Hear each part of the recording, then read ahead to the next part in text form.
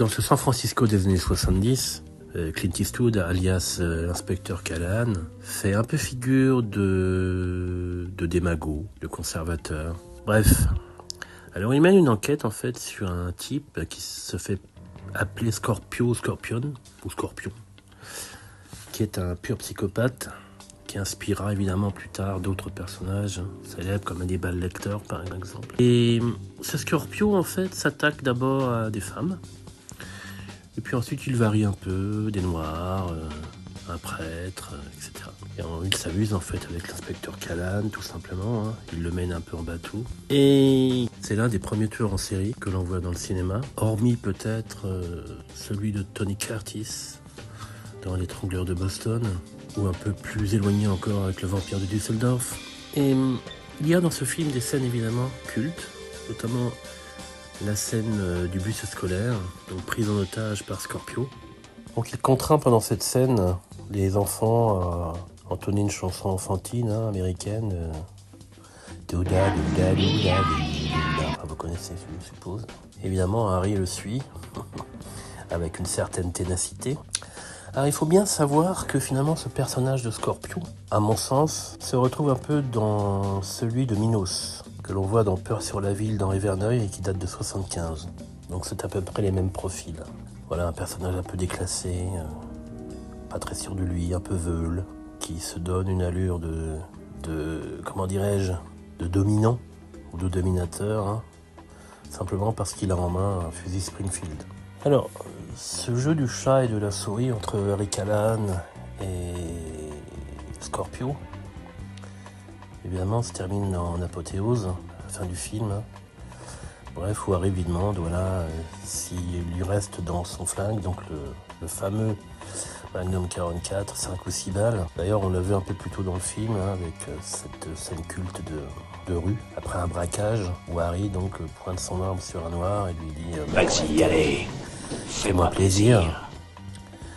Donc c'est une scène qui reste gravée dans toutes les mémoires, une scène d'anthologie évidemment. Donc ce personnage de Callahan en fait est un personnage lui aussi un peu comme celui qu'il poursuit, hein.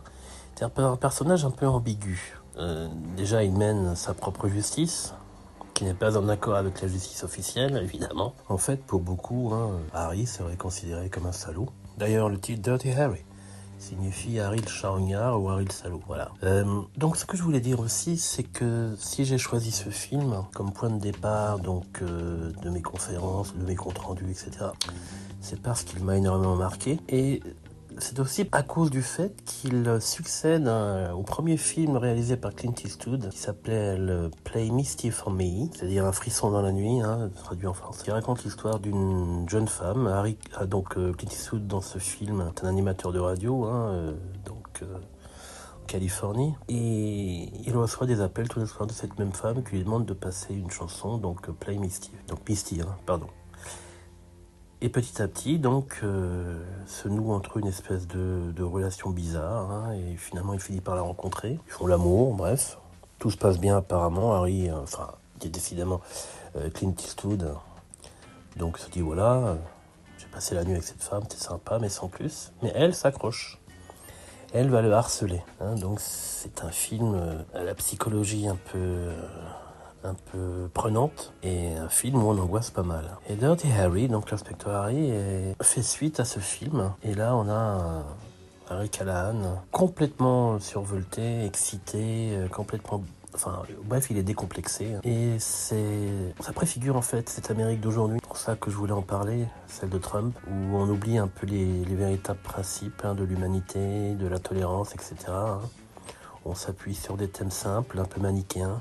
Le bien, le mal. Toi, tu es comme ça, donc il va falloir t'éliminer. Et en fait, l'inspecteur Harry, c'est un Trump, hein, mais un Trump flic, tout simplement. Alors, je voulais dire aussi au passage, avant de terminer, que le personnage d'Andrew Robinson, on va le retrouver un peu plus tard dans une série Star Trek, donc qui fait suite à Star Trek The Next Generation et qui s'appelle Deep Space Nine. Donc, il joue dans cette série un tailleur cardassien qui s'appelle Elim Garak, qui est tout à fait sympathique, mais dans le même temps, il est également très très ambigu, car finalement le commandeur de cette station spatiale, Deep Space Nine, ne sait pas si c'est seulement un tailleur, mais aussi un espion, hein, que les Cardassiens en fait ont banni.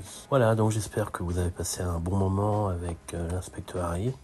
Et tout ce que je vous souhaite maintenant, eh bien, c'est de regarder ce film ou de le revoir, peu importe. Je vous remercie. Bye bye, à bientôt.